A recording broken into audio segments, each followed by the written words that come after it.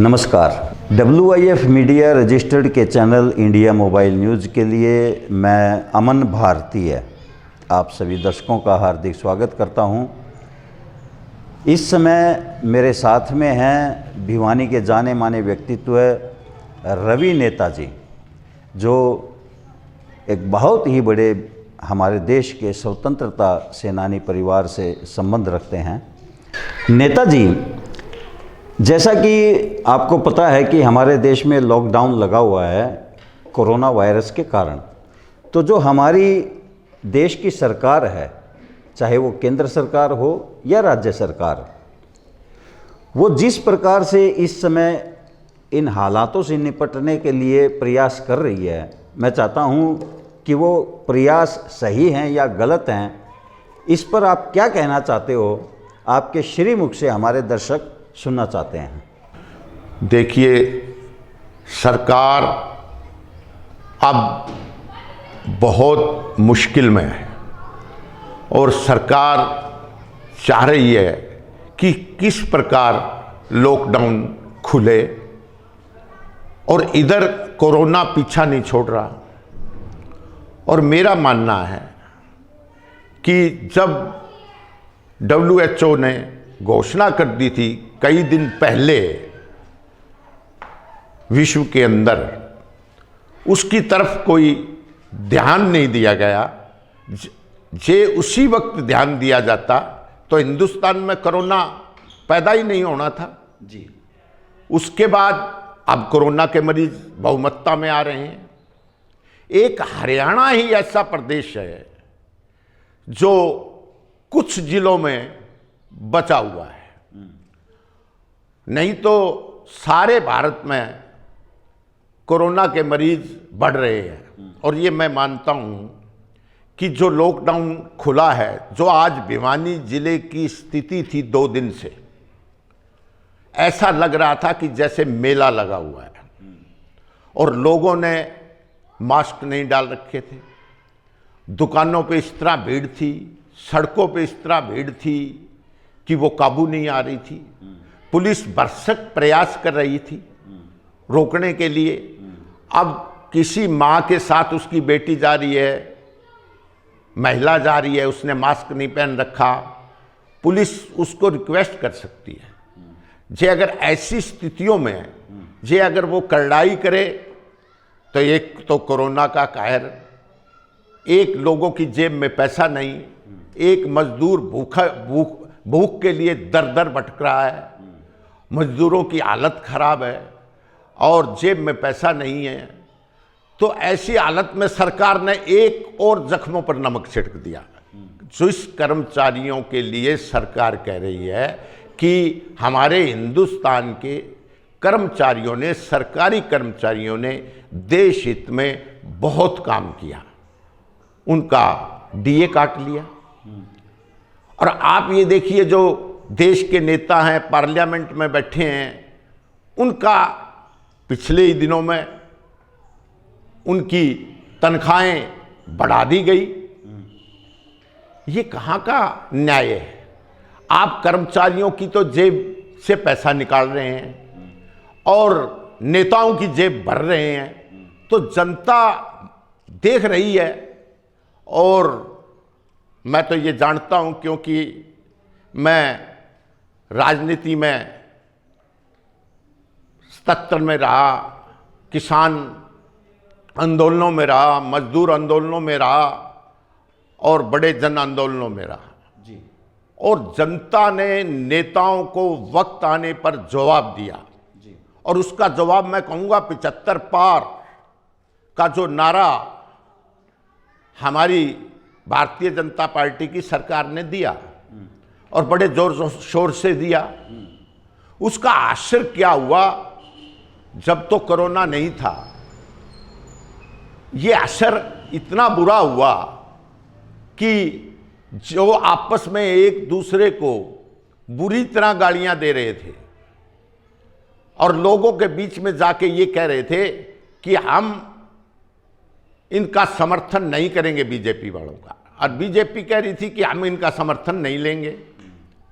और समर्थन लिया, सरकार बनाई और 75 पार नहीं हुआ। ये तो आप पत्रकार हैं, बड़ी अच्छी तरह से समझते हैं कि इस 75 पार ने ही कुछ सीटें बढ़ा दी। कांग्रेस 0 पर खड़ी थी, कांग्रेस हीरो बनकर आ गई हरियाणा में। तो ये सरकार को, बीजेपी पार्टी को चिंता का विषय होना चाहिए। उनको इस पर विचार करना चाहिए कि आने वाले समय में उनके साथ क्या होगा। जी, मैं तो ये कहना चाहता हूं, आज महंगाई आप देखो, अभी पिछले दिनों में बसों के किराए बढ़ा दिए गए और कई टैक्स लगा दिए गए। जनता मर रही है, जनता के पास पैसा नहीं है, काम नहीं है, उसके बाद उस पर टैक्सों की भरमार जड़ दी। और मैं ये कहना चाहता हूं, अमन कौशिक जी, आप बहुत ही निर्भीक पत्रकार, आपने मेरा इंटरव्यू लिया। मैंने आज तक कोई इंटरव्यू नहीं दिया। मैं तो समझता हूं कि आप एक ईमानदार पत्रकार हैं। आप कोई चंद चांदी के खनकते हुए सिक्कों में इंटरव्यू तो नहीं लेते। आप तो जो ईमानदार लोग हैं, सच्चे लोग हैं, उनका इंटरव्यू लेने आते हैं। आज आप मेरे पास आ गए, मैंने कहा भाई आज तक मैंने कोई इंटरव्यू दिया नहीं, ना कोई लेने आया। तो मैं ये कहना चाहूँगा कि सरकार ने अब मजदूरों को भेजना शुरू कर दिया। सरकार ये फैसला सोच समझ के करती कि जिसको अपने घर वापसी करनी है उनके लिए गाड़ियां तैयार हैं, ट्रेन तैयार है और वो अपने घरों को जा सकते हैं। और मैं समझता हूं जब मजदूर, दिहाड़ीदार मजदूर, ये जब सब अपने अपने घर चले जाते तो एक तो कोरोना की बीमारी फैलने से मुक्ति मिलती। आप मेरी बात समझ रहे हो ना जी। और इतनी हाहाकार नहीं होती। पुलिस को मजदूरों को काबू करने के लिए कई बार लाठीचार्ज करना पड़ा, पुलिस की छवि पर दाग लगा। कुछ लोग पैदल चल पड़े, जिसमें मीडिया बता रहा था कि 11 लोग, कुछ बच्चे भी मर गए। ऐसी विकट स्थितियां, पीने को पानी नहीं, मजदूरों के पास खाने को रोटी नहीं, और वो अपने घर जाने के लिए पैदल इस भीषण गर्मी के अंदर चले जा रहे हैं। तो सरकार का जो अचानक फैसला था वो गलत था। आज सरकार उस गुम्मनगेरी में फंसी हुई है और अभी तक ये नहीं पता कि इस कोरोना की कोई वैक्सीन नहीं निकली है अभी। और अब ये लॉकडाउन जहां जहां खुला है, पता नहीं कैसी विकट स्थिति आएगी जी। और उसमें एक और बात है अमन जी, हमारे पास कोई साधन नहीं है टेस्टिंग के। क्या एक थर्मामीटर लगाने से पता लग जाता है कि इसको कोरोना नहीं है? वो तो एक बस दिल को बहलाने को गालिब ख्याल अच्छा है। तो मैं तो अमन जी ये चाहूंगा कि सरकार सीरियस हो, सरकार इस पर काम करे। आप दिल्ली के अंदर रोज निकले आ रहे हैं कोरोना के मरीज, और एक प्रार्थना है मेरी कि सभी पार्टी के लोग इकट्ठे होके, एकजुट होके, राज सत्ता भी ये भूल जाए मैं राज सत्ता में हूं, विपक्ष ये भूल जाए मैं विपक्ष में हूं, और देश की परिस्थितियों को ठीक करने का काम करें। मगर यहां क्या हो रहा है, आप टीवी खोलो, हिंदू मुसलमान, मुसलमान हिंदू, ये जमातियों ने फैला दिया। अरे भाई, जमातियों ने फैला दिया। जब जमाती आए थे तो सरकार का कर्तव्य बनता था कि सरकार उनका टेस्ट करती। ये जमातियों ने नहीं, ये ट्रंप के बरातियों ने फैलाया है। और अब जो बड़े बड़े हमारे प्रधानमंत्री जी के जो बड़े बड़े शाहूकार पैसे वाले मित्र हैं, उनके बच्चे बाहर थे। अब वो चिल्ला रहे थे कि कैसे हमारे बच्चे आए, तो अब उनको लाने के लिए हवाई जहाज भी चला दिए, रेलें भी चला दी। तो मैं कहना चाहता हूं कि आपको अमीर का जहां वोट मिलता है वहां गरीबों की बहुमतता है, वोट की बहुमतता है, गरीबों की, किसानों की, मजदूरों की, बैकवर्ड की, दलित की, उनका फिक्र करिए। बार बार प्रधानमंत्री जी कहते हैं मन की बात सुनिए। आदरणीय प्रधानमंत्री जी, मैं आपसे प्रार्थना करूंगा, आपके मन की बात तो पिछले 6 साल से लोग सुन रहे हैं, आप जनता के मन की बात सुनिए। आप जनता के मन की बात नहीं सुन रहे। मुझे वो दिन भी याद है इमरजेंसी के, लोग जय जयकार करते थे, जाकर कहते थे कि सब ठीक है, सब ठीक है। और जब चुनाव हुए तो हालात खराब हो गए। तो मोदी जी, ये देश नानक का देश है, बौद्ध का देश है, कबीर का देश है, ये रविदास का देश है, ये अंबेडकर का देश है, ये अमर शहीद मदन लाल ढींगरा का देश है, ये शहीद आजम भगत सिंह का देश है, चंद्रशेखर का देश है, राजगुरु का देश है। और ये किसान जो है अन्नदाताओं का देश है, जो किसान हमारे लिए धरती का सीना पाड़ के अन्न पैदा करता है। आज वो रो रहा है, सड़क पे गेहूं पड़ी है, खरीदने वाला नहीं है। ऐसी हालात, मेरी उम्र 63 साल हो गई, मैंने ऐसी नाजुक हालात आज तक नहीं देखी। हमारे एक बचपन में पिताजी कहते होते थे, मेरे दादाजी भी, कि पोपोबाई का राज है। तो ये ऐसे लगता है जैसे पोपोबाई का राज हो। और आप देखिए, पिछले दिनों जनता को गेहूं बांटने थे, जनता दर दर भटक रही थी, उनको गेहूं नहीं मिल रहे थे। ऐसे हालात तो 47 में भी नहीं हुए जब देश आजाद हुआ। मैं आपको एक बात कहना चाहता हूं कि मैं डॉक्टर राम मनोहर लोहिया और गांधी विचारधारा का आदमी हूं। हमेशा ही मैंने लोहिया जी की विचारधारा का प्रचार प्रसार किया, गांधी जी की विचारधारा का प्रचार प्रसार किया जी। और हमेशा हमने, मेरे नाना फ्रीडम फाइटर रहे जी, अंग्रेज की जेलों में रहे जी, और पंडित नेकी राम का वो बड़ा आदर करते थे। अच्छा। जहां गांधी जी का आदर करते थे, नेहरू जी का आदर करते थे, जब वो पंजाब में जाते थे, पाकिस्तान वाले पंजाब में, तो वो नेकी राम जी जाकर मेरे नाना से मिलते थे। और नेकी राम, पंडित नेकी राम जी का मेरे नाना पर बहुत बड़ा असर था जी। इसलिए उन्होंने जन आंदोलन में भाग लिया। अच्छा जी। फिर अंग्रेजों ने उनको पकड़ा, बड़ी प्रताड़नाएं दी, और फिर देश आजाद हुआ। मैं तो उस संस्कारों में पला हूं। और फिर पंजाब में मेरा जन्म हुआ। तो हमारे यहां तो एक कहावत है, एक नूर से सब जग उपजे कुदरत के सब बंदे, कौन भले कौन मंदे, मानस की जात पहचान जी। नेताजी, वर्तमान समय में ये देखने में आ रहा है कि जब भी प्रधानमंत्री जी टीवी पर आते हैं या हमारे राज्य के मुख्यमंत्री जी आते हैं, तो वो आजकल एक बात बड़े ज़ोर शोर से कहने लग गए कि भाई इस देश के आम आदमी को सरकार को पैसा देना चाहिए, डोनेशन देना चाहिए।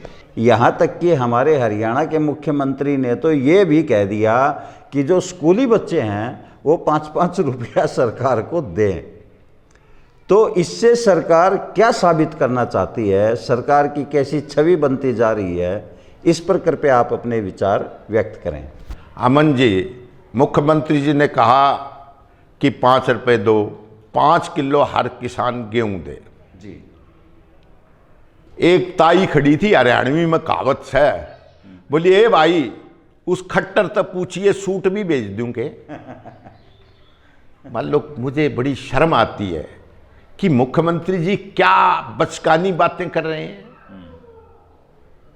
वो असल में उनका कसूर नहीं है, वो कभी राजनीति में जन आंदोलनों में कभी नहीं रहे, जनता के बीच में नहीं रहे। वो जनता के आदमी नहीं है, वो तो आरएसएस के संगठन के आदमी हैं। उसमें वो बहुत अच्छा काम करते हैं, मगर वो राज सत्ता जो है उसको उनको चलाने का अनुभव नहीं है जी। ये है तो मेरी कड़वी बात। वैसे तो मेरे पिताजी आरएसएस में थे, श्री ताराचंद जी स्वर्गीय डॉक्टर मंगल सेन के साथ थे जी। और मैंने भी जन आंदोलनों में चौधरी देवीलाल और मंगल सेन जी के साथ जन आंदोलनों में भाग लिया जी। मगर आज बड़ी विडंबना है, किसी जाति धर्म मजहब इसके नाम से राजनीति हो रही है। बड़ा अफसोस है, मेरा हृदय बड़ा दुखी है कि आज देश के अंदर ऐसी स्थितियां पैदा हो गई। आप ये देखिए अमन जी, भिवानी के अंदर प्रशासन ने सभी लोगों की मीटिंग नहीं बुलाई होगी तो कुछ चापलूस और चाटकारों की बुलाई होगी, सही विचार सही राय देने वालों की नहीं बुलाई। मुझे याद है कि जब बाढ़ आई थी भिवानी में तो राजन गुप्ता डीसी होते थे, उन्होंने सभी पार्टियों की सभी लोगों की मीटिंग बुला के उनसे हल पूछा और उस पर उन्होंने कार्य किया। अच्छा जी। और मेरे ख्याल उस वक्त भी राशन की जरूरत थी, लोगों को घरों में खाने के लिए नहीं था, बिजली नहीं थी, मगर हम सब लोगों की उन्होंने अनुभवी लोगों की राय ली और उसके बाद बिल्कुल 10-12 दिन में भिवानी के हालात ओके कर दिए जी। तो प्रशासन को सभी लोगों की मीटिंग बुलानी चाहिए जी।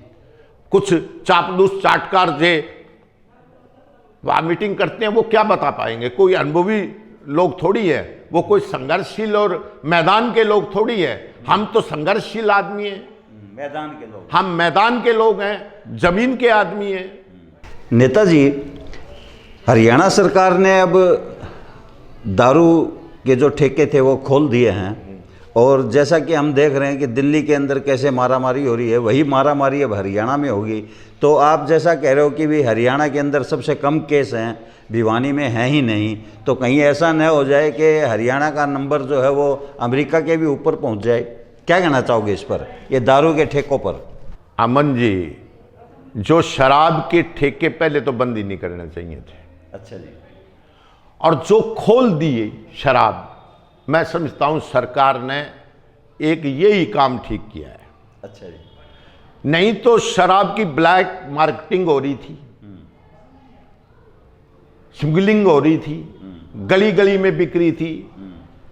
और जे अगर अब भी रोक देते तो मैं समझता हूं कि जहरीली शराब बिकती और कई जिंदगियों से खेलती।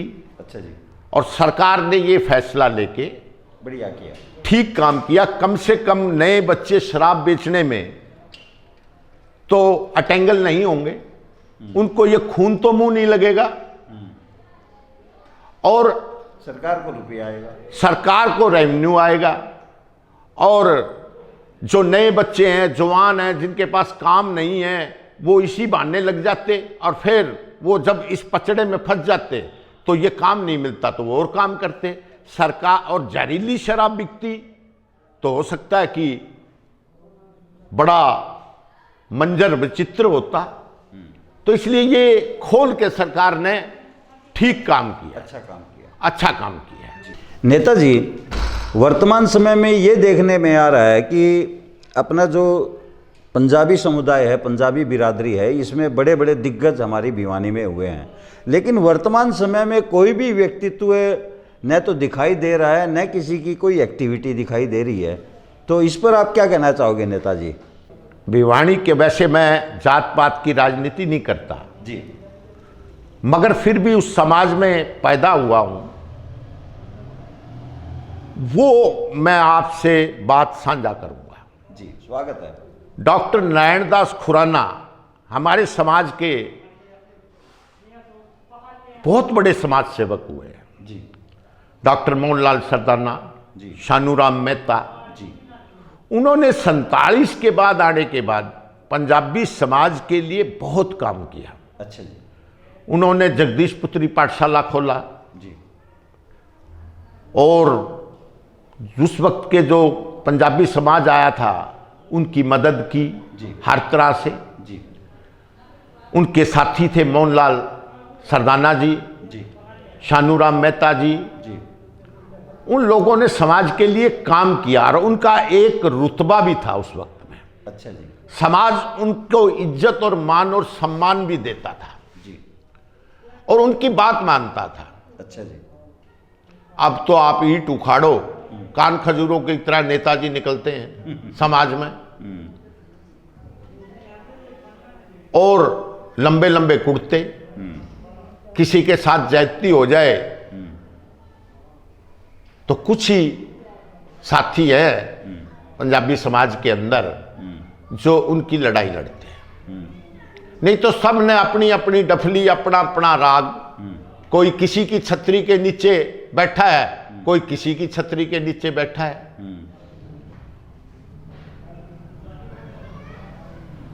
हम तो कहते हैं हम तो चले थे इकल्ले, संग मिलता गया, कारवे बनते गए। हमने संघर्ष किया है, लड़ाइयाँ लड़ी हैं, पुलिस की लाठियाँ खाई हैं, लोगों के लिए लोगों के साथ जैतियाँ हुई, उनकी लड़ाई लड़ी है। वर्तमान समय में ऐसा कोई, वर्तमान समय में देखिए आप हमारे अग्रवाल समुदाय को देखिए, उनकी धर्मशालाएं इतनी बड़ी बड़ी हैं, अब एक और रोहतक रोड से आगे बढ़ने जा रही है, मेरे ख्याल करोड़ों करोड़ रुपए की। जी, आप ये बताइए कि ये सोचने का विषय है, चिंता का विषय है कि इतनी बड़ी धर्मशाला आज तक हम नहीं बना पाए, कोई इतना बड़ा स्कूल और कॉलेज हम नहीं बना पाए। जी, क्यों नहीं बना पाए? कि किसी के पास टाइम नहीं है। जो नेता हैं वो सिर्फ कहते हैं एक बार टिकट मिल जाए, दाव लग जाए, वो टिकट के दाव में है, सेवा के दाव में नहीं। सेवा के दाव में नहीं है। धर्मशाला बनाना, स्कूल खोलना, कॉलेज अपने बनाना, आज जितने भी स्कूल और कॉलेज हैं यहां वो अग्रवाल समुदाय के हैं। जी, और बस हमारे समुदाय में तो एक ही बात है, 36 थे पिछले दिनों में टिकट के दावेदार, और एक वो क्या नाम है उस लड़के का, नाम भूल गया, काठपालिया था, कौन था मुझे याद नाम नहीं आ रहा, उसको टिकट मिली थी। अच्छा जी, अनिल काठपालिया। हाँ हाँ हाँ, याद आ गया, उसको टिकट मिली थी और वो बिरादरी के पास गया, भाई मेरे को वोट देना, उसको वोट नहीं दिए। और वैसे आपको ये कहते मिलेंगे पंजाबी एकता जिंदाबाद, अच्छा, इकट्ठे हो जाओ, हाँ, मगर इकट्ठे हमारी टिकट के लिए हो जाओ। नहीं कहेंगे कभी टिकट मिले ना तब तो बात बने।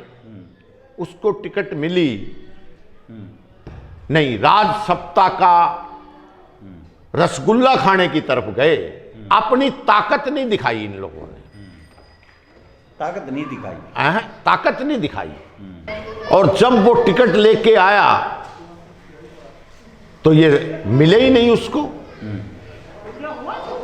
तो आप यानी कि हर आदमी अपने ही स्वार्थ में डूबा हुआ है। हाँ, एक नहीं था, अनेक थे टिकट के उम्मीदवार, होना चाहिए, इसमें कोई दिक्कत नहीं है, मैं ये बुरा नहीं मानता, मगर इकट्ठे होके एक की टिकट मांग लेते। सब इकट्ठे होके एक को अपना नेता चुन के वो पर्ची डाल के और कह देते भाई इसके साथ।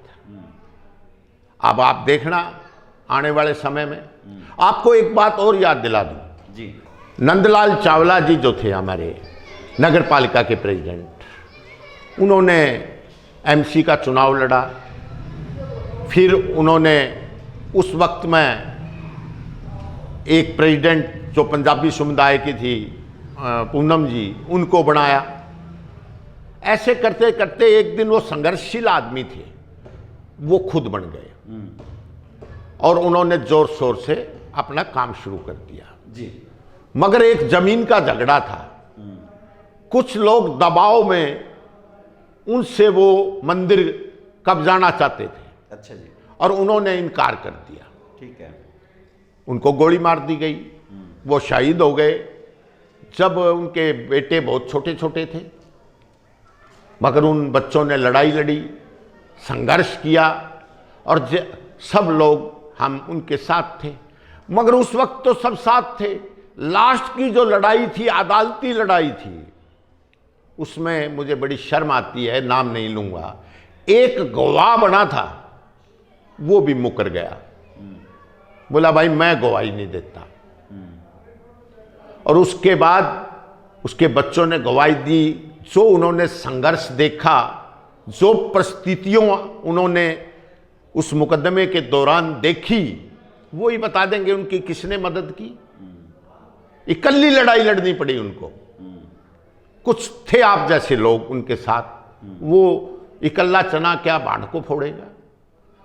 और फिर आखिरी तक उनको धमकियां मिलती रही और नंदलाल चावला जी को गोली से मार दिया था। और वो आदमी अमन पसंद आदमी था, गांधीवादी आदमी था, बताओ उसको गोली से मार दिया क्योंकि उसने गलत काम नहीं किया।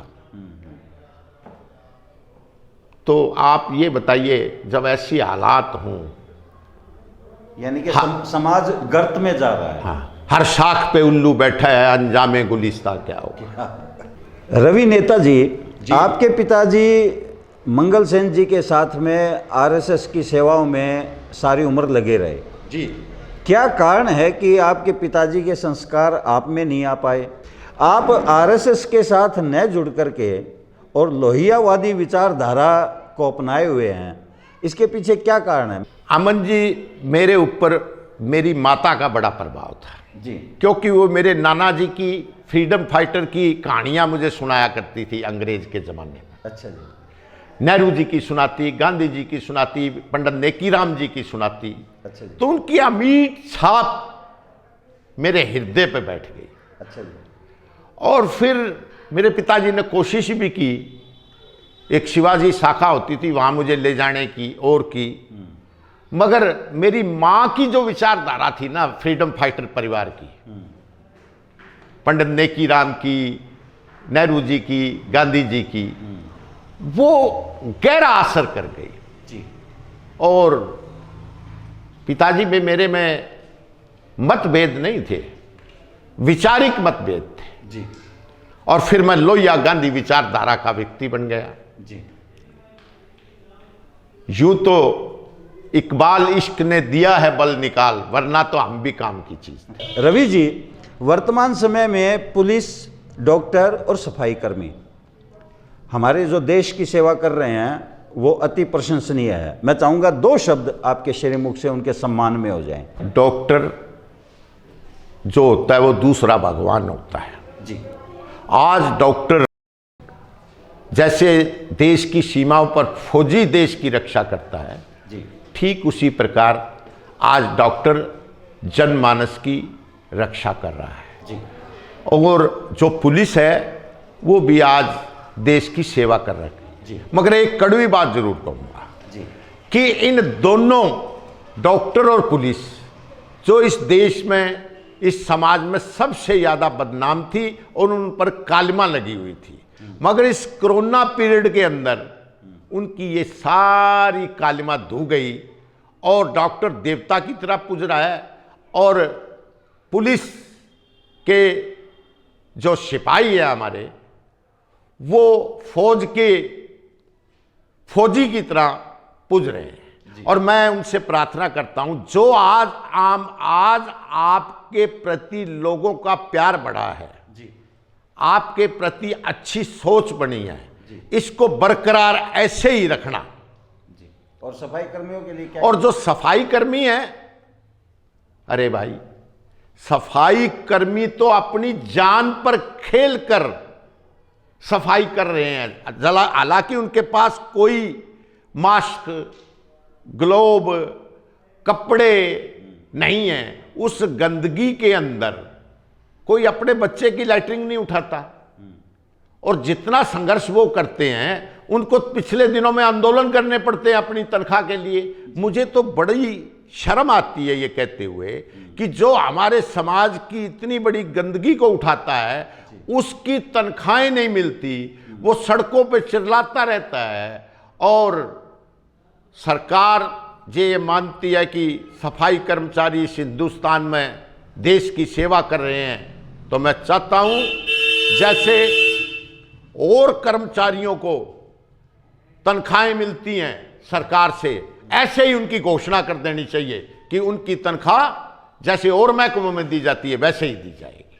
रवि नेता जी, आपने बड़ी निर्भीकता से, बड़ी बेबाकी से और खुले मन से अपने जो विचार हमारे दर्शकों के समक्ष रखे हैं, उसके लिए WIF मीडिया रजिस्टर्ड और हमारा चैनल इंडिया मोबाइल न्यूज़ आपका बहुत बहुत आभार व्यक्त करता है।